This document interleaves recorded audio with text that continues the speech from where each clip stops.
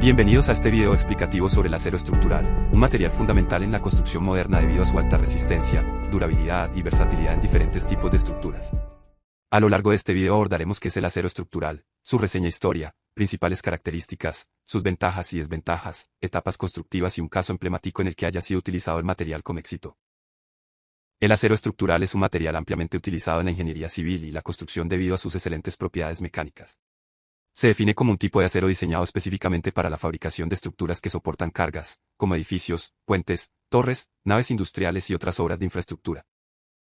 Está compuesto principalmente por hierro y carbono, aunque también puede contener pequeñas cantidades de otros elementos químicos que mejoran sus características, como manganeso, silicio o fósforo.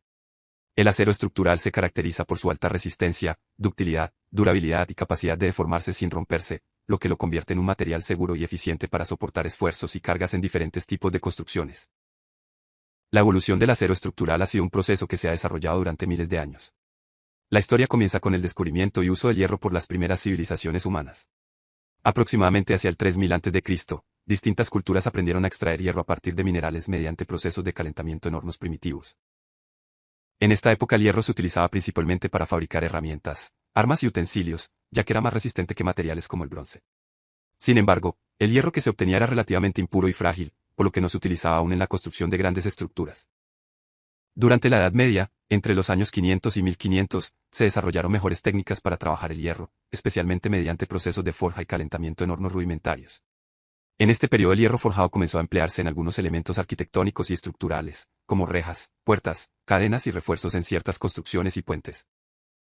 Aunque todavía no existía el acero producido de forma industrial, estos avances permitieron mejorar la resistencia del material y sentaron las bases para su desarrollo posterior. En el siglo XVIII comenzaron a surgir métodos más controlados para producir acero. Uno de los más importantes fue el proceso de cementación, que consistía en calentar hierro en presencia de carbón durante largos periodos de tiempo. De esta manera el hierro absorbía carbono y se transformaba en acero, un material más duro y resistente. Sin embargo, la producción de acero seguía siendo limitada y costosa, por lo que su uso todavía era reducido. Un avance importante ocurrió en 1740, cuando el inventor inglés Benjamin Huntsman desarrolló el proceso de crisol. Este método consistía en fundir el acero en recipientes especiales llamados crisoles, lo que permitía obtener un material más puro y homogéneo. Gracias a esta técnica se mejoró significativamente la calidad del acero, lo que permitió su uso en herramientas y maquinaria, aunque todavía no era posible producirlo en grandes cantidades. A finales del siglo XVIII y comienzos del siglo XIX, el hierro fundido y el hierro forjado empezaron a utilizarse en la construcción de puentes y otras estructuras. Este periodo marcó el inicio de la ingeniería estructural metálica, aunque el acero aún no era el material principal debido a su alto costo de producción. El cambio más importante ocurrió en 1856, cuando el ingeniero británico Henry Bessemer desarrolló el proceso Bessemer, una técnica revolucionaria que permitía producir acero de manera rápida y económica. Este proceso consistía en soplar aire a través del hierro fundido para eliminar impurezas y controlar la cantidad de carbono presente en el material. Gracias a este avance fue posible producir acero en grandes cantidades y a menor costo, lo que permitió su uso masivo en la industria, el transporte y la construcción. Posteriormente, entre 1860 y 1880, se desarrolló el proceso Siemens-Martin o horno de hogar abierto, creado por Carl Wilhelm Siemens y Pierre-Émile Martin. Este método permitía un mejor control de la composición química del acero, produciendo materiales de mayor calidad y resistencia. Gracias a esto, el acero comenzó a utilizarse cada vez más en la construcción de ferrocarriles, puentes, edificios industriales y otras obras de infraestructura. A finales del siglo XIX, el acero empezó a reemplazar al hierro como principal material estructural. Su gran resistencia y durabilidad permitieron construir estructuras más altas y seguras. Un ejemplo representativo del potencial del acero fue la construcción de la Torre Eiffel en 1889, una obra que demostró las enormes posibilidades de las estructuras metálicas y se convirtió en un símbolo del avance tecnológico de la época. Durante el siglo XX, el acero se consolidó como uno de los materiales más importantes en la ingeniería y la arquitectura. Se desarrollaron nuevas técnicas de producción, como la laminación en caliente y la fabricación de perfiles estructurales estandarizados. Estos avances permitieron la construcción de rascacielos, grandes puentes, estadios y aeropuertos. Además, surgieron normas y códigos estructurales que regulan el uso del acero para garantizar la seguridad de las edificaciones. En la actualidad, durante el siglo XXI, el acero continúa evolucionando gracias a nuevas tecnologías de fabricación y diseño estructural. Hoy se producen aceros de alta resistencia que permiten construir estructuras más ligeras, eficientes y seguras. Además, el acero es uno de los materiales más reciclables del mundo, ya que puede reutilizarse sin perder sus propiedades, lo que lo convierte en un material clave para la construcción sostenible. El acero estructural presenta diversas ventajas que explican su amplio uso en la construcción. Entre ellas se encuentra su alta resistencia mecánica, que permite soportar grandes cargas con elementos relativamente delgados, su ductilidad, que le permite deformarse antes de romperse y brinda mayor seguridad frente a cargas dinámicas o sismos, su versatilidad, ya que puede fabricarse en diferentes formas como vigas, columnas y perfiles. La rapidez de construcción, debido a que muchos elementos se prefabrican y se ensamblan fácilmente en obra, su durabilidad, cuando se protege adecuadamente, y su capacidad de reciclaje, lo que lo convierte en un material sostenible. Sin embargo, el acero también presenta algunas desventajas. Una de las principales es la corrosión, ya que puede oxidarse cuando está expuesto a la humedad o ambientes agresivos si no se protege adecuadamente. También puede perder resistencia a altas temperaturas, por ejemplo durante un incendio, por lo que en muchos casos requiere recubrimientos especiales contra el fuego. Además, puede requerir mantenimiento periódico, como pintura o tratamientos anticorrosivos, y en algunos proyectos su costo inicial puede ser mayor en comparación con otros materiales de construcción. A pesar de estas desventajas, el acero estructural sigue siendo uno de los materiales más importantes y utilizados en la ingeniería moderna debido a su resistencia, confiabilidad y capacidad de adaptación a diferentes tipos de estructuras. Acero estructural, especificaciones técnicas. Las especificaciones técnicas del acero estructural definen propiedades mecánicas, como límite elástico, resistencia, ductilidad, composición química y normas de calidad, ASTM. Los grados comunes incluyen ASTM A36 y ASTM A992, que garantizan soldabilidad, durabilidad y seguridad. El acero estructural debe cumplir con las siguientes normas vigentes: ASTM Internacional, ISC, ISO y CONTEC. Especificaciones según la ASTM Internacional. ASTM A36, acero estructural al carbono. Las especificaciones del acero estructural se definen principalmente con base en normas internacionales que garantizan su comportamiento mecánico y su adecuada utilización en estructuras. Según los criterios establecidos por ASTM, el acero estructural al carbono ASTM A36 presenta un límite de fluencia mínimo de 250 megapascales y una resistencia última entre 400 y 550 megapascales. Este material tiene un alargamiento mínimo del 20%, lo que indica una buena capacidad de deformación antes de fallar. Además, posee un módulo de elasticidad de 200 gigapascales y una excelente soldabilidad, lo que facilita su uso en obra. Por estas características, se emplea comúnmente en placas, perfiles laminados y elementos estructurales de uso general. Por otro lado, el acero ASTM a 572 grados 50 corresponde a un material de alta resistencia, con un límite de fluencia mínimo de 345 megapascales y una resistencia última superior a 450 megapascales. Su alargamiento mínimo es del 18%, lo que le permite mantener cierta ductilidad con mayor resistencia. Debido a estas propiedades mecánicas más exigentes, este tipo de acero se utiliza principalmente en columnas, vigas principales y estructuras de gran luz donde se requieren secciones más eficientes y con mayor capacidad portante. El acero ASTM A992 se emplea principalmente en perfiles estructurales laminados tipo W, wide flange. Este material tiene un límite de fluencia mínimo de 345 megapascales y una resistencia última que varía entre 450 y 650 megapascales. Una de sus principales ventajas es que mantiene controlada la relación entre el límite de fluencia y la resistencia última, lo que mejora su comportamiento estructural. Además, presenta excelente soldabilidad, convirtiéndolo en uno de los aceros más utilizados en estructuras metálicas modernas, especialmente en edificaciones.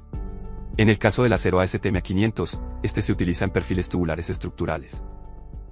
Su límite de fluencia varía entre 315 y 345 megapascales dependiendo del grado, mientras que su resistencia última es mayor o igual a 400 megapascales. Este acero se emplea en secciones estructurales huecas, como tubos estructurales cuadrados y rectangulares, los cuales son comunes en sistemas aporticados, estructuras livianas y elementos arquitectónicos por su buen comportamiento a compresión y torsión. El acero ASTM A588, conocido como acero patinable, presenta un límite de fluencia mínimo de 345 megapascales y se caracteriza por su alta resistencia a la corrosión atmosférica. Este material desarrolla una capa protectora natural que reduce la necesidad de mantenimiento, por lo que se utilizan estructuras expuestas al ambiente sin requerir pintura, como puentes, fachadas y elementos exteriores. En cuanto a las especificaciones establecidas por la ISC, se definen requisitos generales para garantizar la calidad del acero estructural. Se exige que el material esté certificado y que cumpla con las propiedades mecánicas indicadas por las normas ASTM. Asimismo, las tolerancias dimensionales deben ajustarse al Code of Standard Practice de la ISC, garantizando precisión en la fabricación. También se requiere que el acero tenga soldabilidad garantizada y que cada elemento esté identificado por lote para asegurar la trazabilidad del material durante todo el proceso constructivo.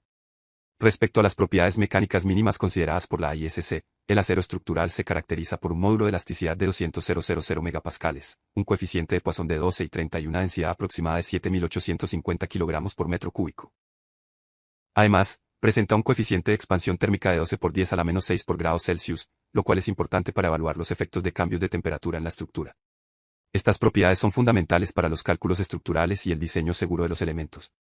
Finalmente, en los requisitos de fabricación establecidos por la ISC se permite el corte térmico del acero, así como la perforación mecánica para la ejecución de uniones.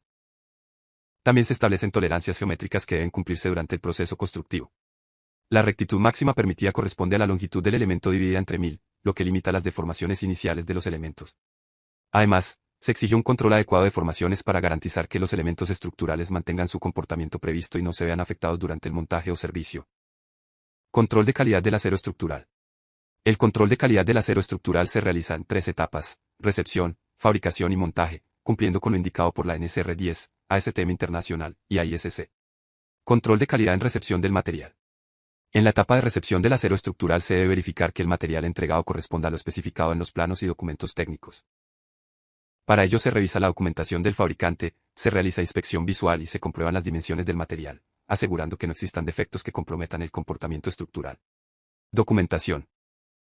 Al momento de la recepción se debe exigir el certificado de calidad del fabricante, el cual debe incluir la norma de fabricación del acero, el límite de fluencia, la resistencia última, la composición química, el número de colada, la identificación del lote y los resultados de ensayos realizados en planta. Esta documentación permite garantizar la trazabilidad del material y verificar que cumple con las propiedades especificadas para el diseño estructural. Inspección visual.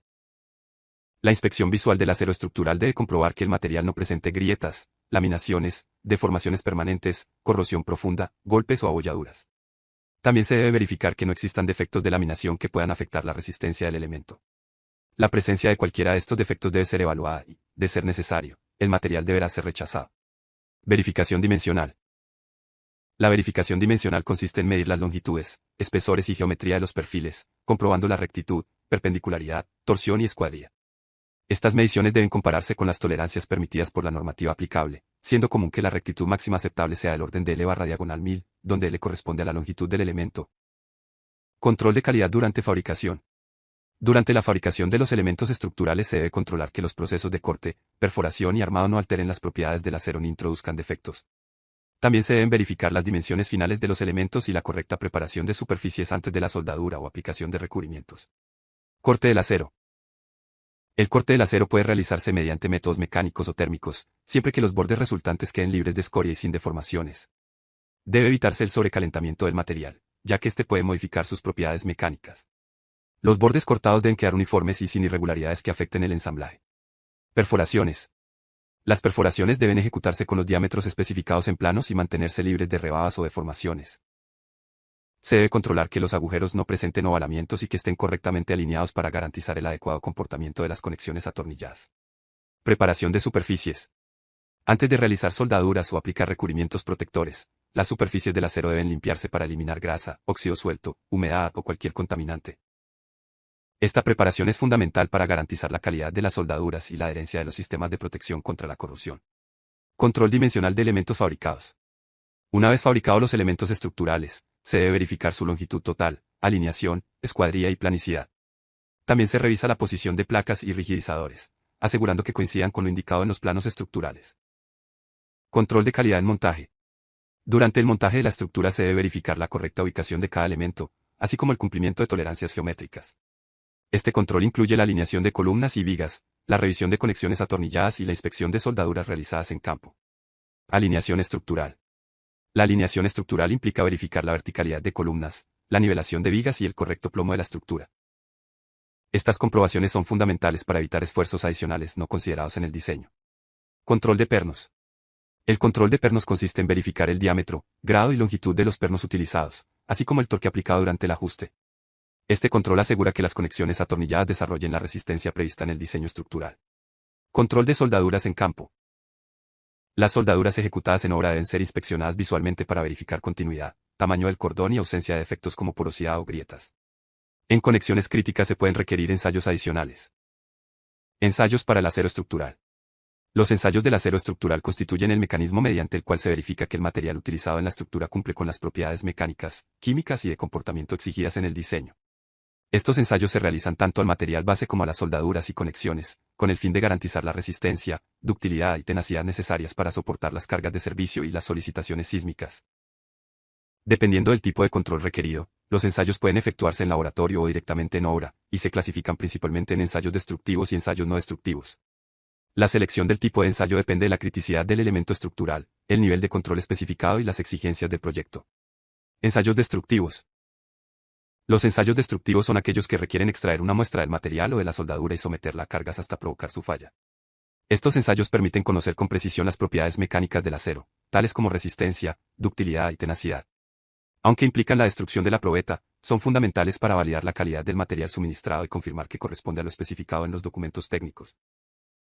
Generalmente estos ensayos se realizan en laboratorios certificados y los resultados deben compararse con los valores mínimos establecidos para cada tipo de acero estructural. Ensayo de tracción. El ensayo de tracción consiste en someter una probeta normalizada a una carga axial creciente aplicada de manera controlada hasta provocar su fractura. Durante el ensayo se registra la relación entre la carga aplicada y la deformación del material, lo que permite obtener el límite de fluencia, la resistencia última, el alargamiento y el módulo de elasticidad. Este ensayo es el principal indicador del comportamiento estructural del acero, ya que confirma su capacidad para resistir esfuerzos sin fallar y su aptitud para deformarse de manera plástica antes de la ruptura. Los resultados obtenidos deben cumplir con los valores mínimos especificados para el grado de acero utilizado. Ensayo de doblado. El ensayo de doblado evalúa la capacidad del acero para deformarse sin presentar fisuración. La probeta se somete a una deformación controlada mediante un dispositivo que la curva hasta un ángulo determinado. Durante este proceso se observa la superficie del material para identificar la aparición de grietas o fracturas. La ausencia de discontinuidades visibles indica que el acero posee adecuada ductilidad y capacidad de deformación, característica esencial para estructuras sometidas a cargas sísmicas o dinámicas. Este ensayo es particularmente útil para verificar la calidad del laminado y la integridad del material. Ensayo de impacto. El ensayo de impacto, comúnmente realizado mediante el método Charpy, mide la energía que el acero puede absorber antes de fracturarse cuando se somete a una carga súbita. La probeta entallada es golpeada por un péndulo, y la energía absorbida durante la fractura se registra como medida de la tenacidad del material. Este ensayo es importante para evaluar el comportamiento del acero frente a cargas dinámicas, vibraciones o condiciones de servicio que puedan inducir fallas frágiles.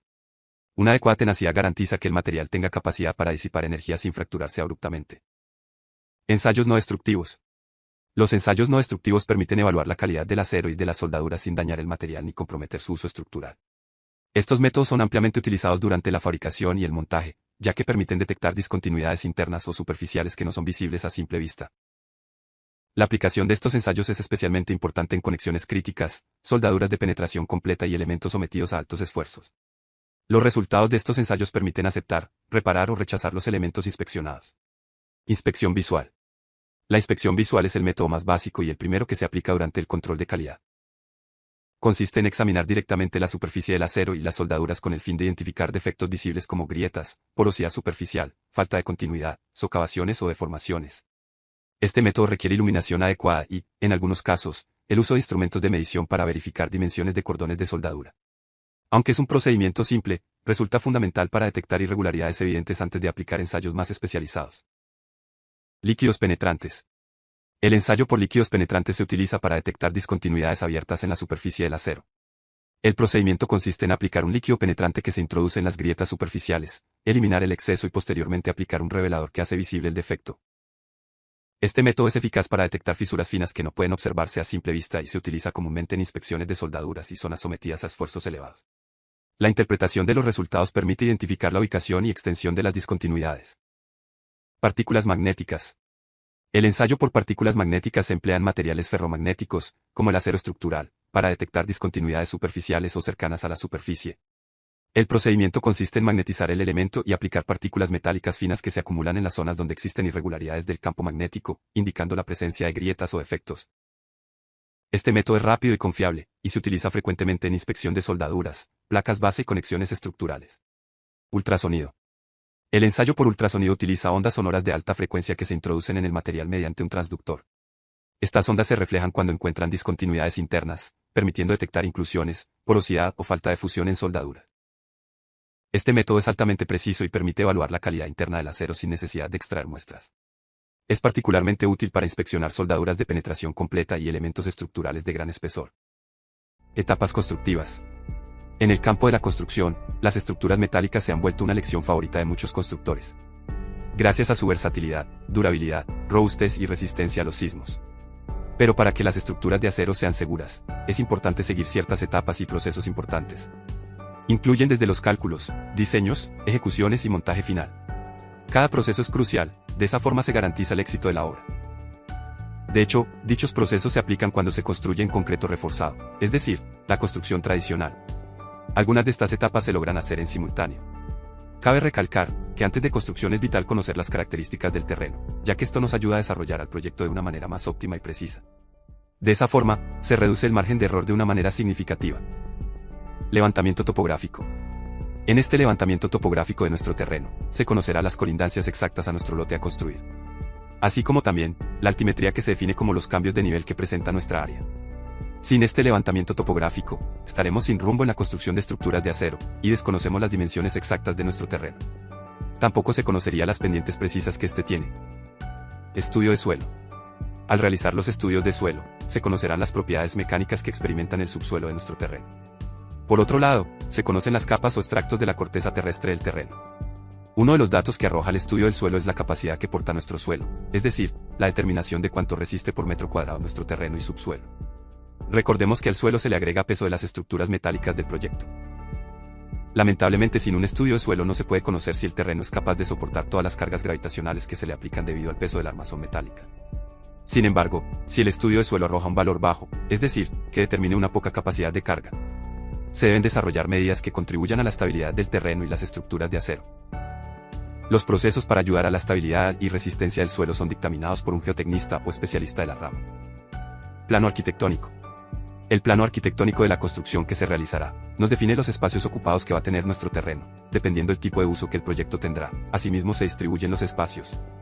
Del plano arquitectónico se desprenden los siguientes: planos hidrosanitarios, planos de abastecimientos hidráulicos, planos de abastecimiento de gas, planos eléctricos, planos de corte de niveles, planos detalles de acabados, previsualización de la construcción, renders.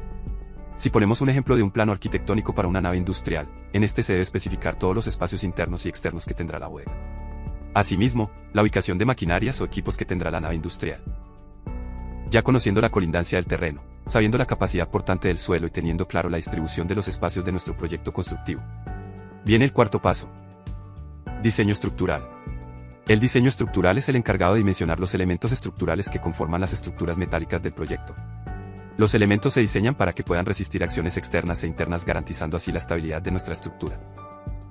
Para el dimensionamiento de los mismos elementos estructurales en las estructuras de acero, es importante que el diseñador estructural tenga presente los perfiles metálicos que se comercializan en el país donde se va a desarrollar el proyecto. Los elementos estructurales que conforman las estructuras metálicas son columnas, vigas, viguetas, pedestales y cimentaciones superficiales, zapatas, muros de contención y vigas de cimentación. Cada elemento estructural se comporta de una forma diferente. Por eso, es fundamental contar con un diseño estructural que cumpla con las normativas nacionales e internacionales, para así reducir las fallas estructurales en un futuro o en un colapso. Según la norma técnica colombiana NTC 5832, el diseño estructural para la construcción de estructuras metálicas debe incluir memoria de cálculo, detalle completo de la conexión, detalle de rigidizadores, geometría y resistencia de los elementos estructurales, especificaciones de soldadura, tipo de recubrimiento, comportamiento sísmico y otros aspectos. Actualmente, existen muchas estructuras metálicas que son construidas sin contar con un diseño estructural. Sin embargo, es algo irresponsable, ya que es un riesgo para todas las personas que habitan dicha estructura. Por otro lado, existen contratistas y maestros de obras que no respetan el diseño estructural entregado por el diseñador o arquitecto y cambian las especificaciones para ahorrar. Pero, ¿es así? No. Hay que tener mucho cuidado con este tema, porque las estructuras metálicas no se comportan como se diseñan sino como se construyen. Lamentablemente, la mayoría de los países latinoamericanos se encuentran en zonas de amenaza sísmica alta. Por ende, es crucial construir estructuras de acero sismo resistentes que permanezcan estables aún después de un sismo. En Colombia, cualquier edificación debe cumplir con la norma sismo resistente colombiana NSR 10, de no ser así, la estructura no se considera sismo resistente. Construcción de elementos estructurales. Conociendo la geometría de los elementos estructurales, se procede a la construcción de los elementos. En el caso de la construcción con acero, se realiza la fabricación de elementos estructurales que conforman la estructura del proyecto. Es importante comprar el perfil metálico que arroja el diseño estructural, así como ensamblar las conexiones correspondientes, realizar las limpiezas mecánicas de los elementos, para que exista una buena adherencia del recubrimiento que se aplicará. Por último, es importante hacer el control de corrosión donde se aplica correctamente el recubrimiento polimérico a los elementos estructurales. En esta fabricación, se debe garantizar el control de calidad y el trazado de la soldadura a usar para ensamblar las conexiones u otras piezas a los elementos estructurales del proyecto. También, se debe garantizar la adherencia y espesor de la pintura aplicada a los elementos estructurales del proyecto. Es importante que el proveedor metálico debe anexar un documento donde certifique la resistencia de los elementos. Dicha empresa se somete a varios ensayos no destructivos, entre los cuales son ensayo de tintas penetrantes, inspección visual, ensayo de adherencia, ensayo de ultrasonido, ensayo de radiografía, entre otros. Estos ensayos no destructivos dictaminan la calidad de los procesos de fabricación de nuestros elementos estructurales para el proyecto. Cimientos e instalación de pernos de anclaje. Es fundamental que los cimientos e instalaciones de pernos anclajes sigan las especificaciones técnicas del diseño estructural. Este sexto paso es vital porque de él depende la correcta interacción entre los cimientos construidos en concreto reforzado y las estructuras metálicas. Así que, una buena interacción entre estos dos materiales garantiza la correcta trayectoria de carga transmitida hasta el suelo del proyecto. Por ejemplo, los pernos usados para el anclaje de las estructuras metálicas se conocen comercialmente en Colombia como espárragos roscados de alta resistencia, o pernos B7. La distribución y el diámetro de los pernos de anclaje lo determina el diseño estructural, el cual debe respetarse al momento de la instalación en obras. En muchos casos desfavorables, los pernos no quedan en su posición correcta, ya que se encuentran inclinados después del vaciado del concreto, lo que no permite un correcto ensamblaje entre las piezas al momento del montaje estructural. En este caso, la mejor solución es demoler y realizar la instalación acompañado de un profesional de construcción con experiencia en el tema de los anclajes. Es vital que queden perfectamente nivelados y centrados. Instalaciones. Las instalaciones de redes se deben implementar como dice el diseño estructural. Estas instalaciones son redes eléctricas, redes de acueducto y alcantarillado, redes de gas, entre otras redes. Debe evitarse por completo perforar las vigas de cimentación para incorporar tuberías, porque reduce el área efectiva al elemento estructural y lo vuelve más vulnerable reduciendo la resistencia al mismo. Una vez que los cimientos de concreto están construidos en concreto reforzado y alcanzaron su resistencia máxima, se procede a realizar el montaje de las estructuras metálicas. Montaje de la estructura metálica. Consiste en hacer el traslado de las estructuras metálicas o armazón metálica a la ubicación de la construcción. Entre estas, las piezas fabricadas y pintadas en la empresa de construcción de acero, siguiendo las especificaciones técnicas del diseño estructural. En la obra, se realiza el montaje de los elementos estructurales, lo cual empieza por el visaje de las columnas. Estas deben encajar a la perfección en los pernos de anclaje previamente instalados. Posteriormente, el montaje de las vigas principales que son apernadas a las columnas por medio de las conexiones y los pernos estructurales. Por último, la instalación de las viguetas que se ensamblan a las vigas por medio de los pernos estructurales. Se debe priorizar la rigidez en los pórticos para que estos no sufran un desplazamiento por agentes externos como el viento, mucho antes de finalizar completamente el montaje. Por ello, en el montaje se debe incorporar contravientos para las columnas, si estas tienen una altura considerable. De hecho, las columnas deben estar muy bien niveladas a lo largo del proceso del montaje. En el caso de las naves industriales, las vigas principales se ensamblan en el suelo y luego, a través de una grúa telescópica se elevan hasta ser ensambladas en la corona o conexión correspondiente con la columna. Exactamente una construcción de 350 metros cuadrados, desarrollada en estructura metálica lleva un tiempo de 2 a 3 meses aproximadamente, volviéndolo a una construcción rápida en comparación con otros tipos de materiales. Si el proyecto lo requiere, se realizará la instalación y construcción de la losa de entrepiso conformada en lámina colaborante. También incluirá la perforación de pernos acortantes, instalación de refuerzo, y el vaciado de concreto en la lámina colaborante. Después de todas estas etapas, se desarrollarán todos los procesos secundarios de la construcción tales como mampostería, acabados, pisos, instalación de cubiertas, entre otros.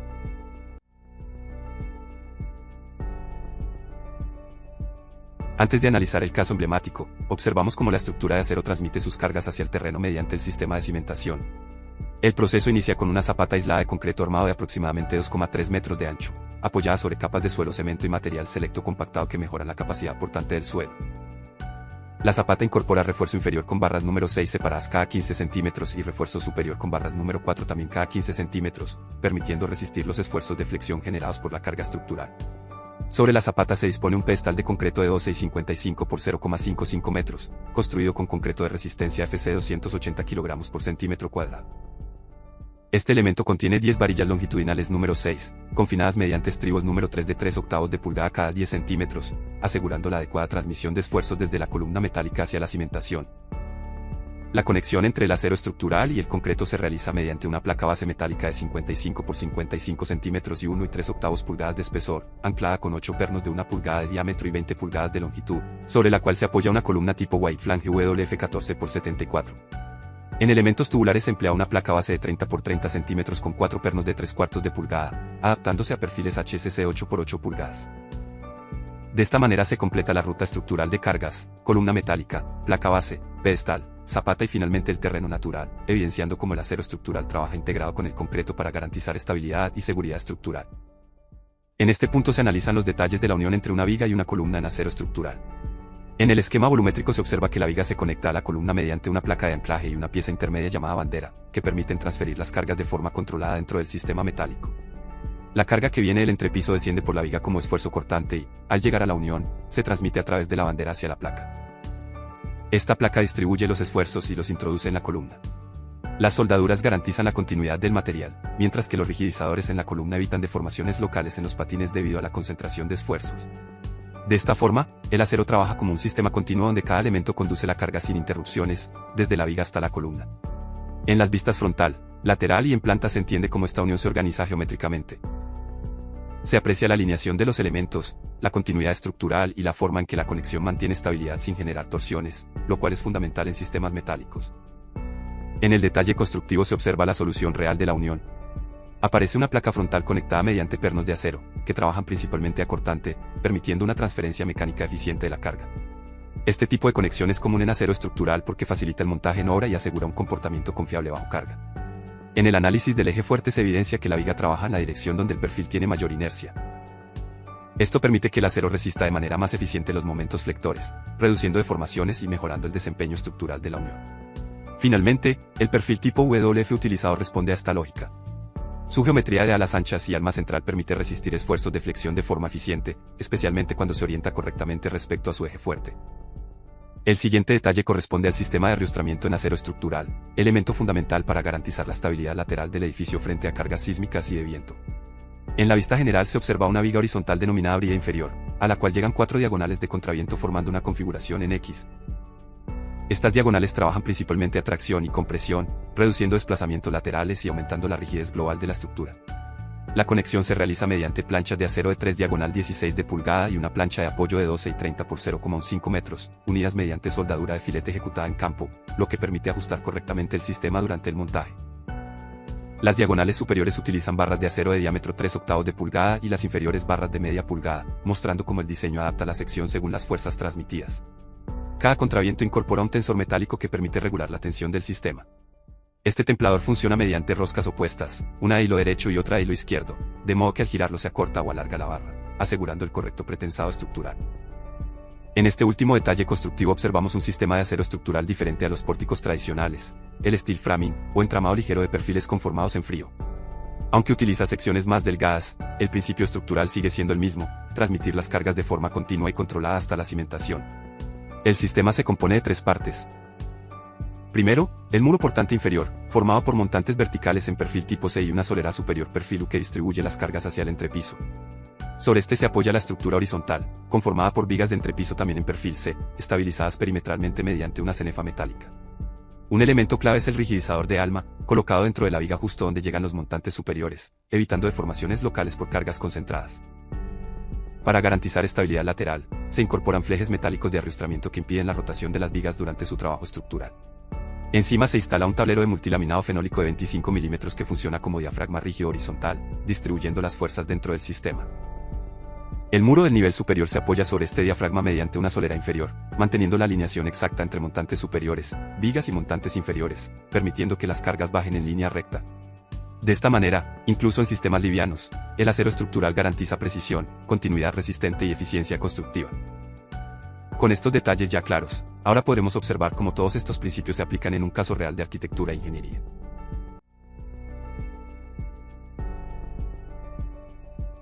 El edificio 30 Saint-Mériac, conocido como de Gherkin, cuya traducción al español sería el Pepinillo, es uno de los ejemplos más representativos del uso del acero estructural en rascacielos contemporáneo.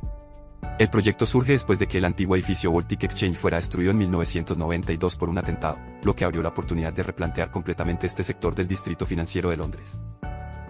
En lugar de reconstruir una torre convencional, el estudio Foster y Partners propuso un edificio cuya forma naciera directamente de criterios de ingeniería. Se eligió el acero estructural como material principal porque permite reducir peso, resistir mejor las cargas de viento y generar grandes espacios interiores sin columnas. Inaugurado en 2004, el edificio alcanzó aproximadamente 180 metros de altura y se convirtió rápidamente en un referente mundial donde arquitectura y estructura funcionan como un solo sistema. El aspecto más relevante del edificio 30 Saint-Mary Axe de la ingeniería civil es su sistema estructural basado en un esquema de acero tipo Diagrid, una malla diagonal que reemplaza el sistema tradicional de columnas verticales y vigas ortogonales utilizado en la mayoría de los rascacielos. En este edificio, la resistencia estructural no se concentra únicamente en el núcleo central, sino que se distribuye a través de la fachada mediante elementos diagonales de acero que trabajan simultáneamente a tracción y compresión. Esta configuración permite que la envolvente exterior funcione como estructura portante principal, aumentando la rigidez lateral frente a las cargas de viento y reduciendo el peso total del edificio. Los elementos del Diagrid se organizan en módulos repetitivos cada 2 niveles, formando triángulos estructurales eficientes que transmiten las cargas verticales y horizontales hacia la cimentación. Gracias a este sistema, se disminuye la cantidad de columnas internas y se obtienen plantas libres más flexibles, demostrando que la forma curva del edificio responde principalmente a una optimización estructural que aprovecha las propiedades mecánicas del acero para integrar estabilidad, eficiencia material y libertad espacial en un solo sistema. El edificio 30 Saint-Mary Axe utiliza aproximadamente 10.000 toneladas de acero estructural distribuidas entre la estructura exterior, el núcleo central y los elementos resistentes de cada nivel, lo que permitió construir una torre ligera en relación con su altura. La envolvente está compuesta por cerca de 24.000 metros cuadrados de vidrio organizados en paneles triangulares prefabricados que se adaptan a la geometría curva del edificio y optimizan la entrada de luz natural. Las cargas del edificio se transmiten hacia una cimentación profunda formada por aproximadamente 333 pilotes empotrados en la arcilla londinense, con diámetros cercanos a 750 milímetros. Este sistema permite distribuir uniformemente los esfuerzos hacia el terreno, controlar asentamientos diferenciales y garantizar la estabilidad global de la torre frente a cargas verticales y acciones laterales, evidenciando la importancia de la ingeniería subterránea en el desempeño estructural final del edificio. Por último, este proyecto permite entender cómo el acero estructural transforma la manera de construir edificios en altura. Su alta resistencia, ligereza y capacidad para adaptarse a geometrías complejas hicieron posible una estructura eficiente, segura y optimizada en materiales. Este edificio demuestra que el acero no solo permite construir más alto, sino construir mejor. A lo largo de este recorrido comprendimos que el acero estructural no es solo un material, sino un sistema que integra historia, tecnología y precisión constructiva. Sus propiedades mecánicas, sus procesos de fabricación y sus detalles constructivos permiten crear estructuras más seguras, eficientes y adaptables a las exigencias actuales. Cada unión, cada elemento y cada decisión de diseño demuestra que una estructura funciona como un conjunto integrado, donde las cargas se transmiten de manera controlada hasta la cimentación, garantizando estabilidad y desempeño estructural. Así, el acero estructural representa uno de los mayores avances de la ingeniería moderna, haciendo posible construir más alto, más rápido y con mayor seguridad. Más que sostener edificios, el acero estructural sostiene el desarrollo de la arquitectura y la ingeniería contemporánea.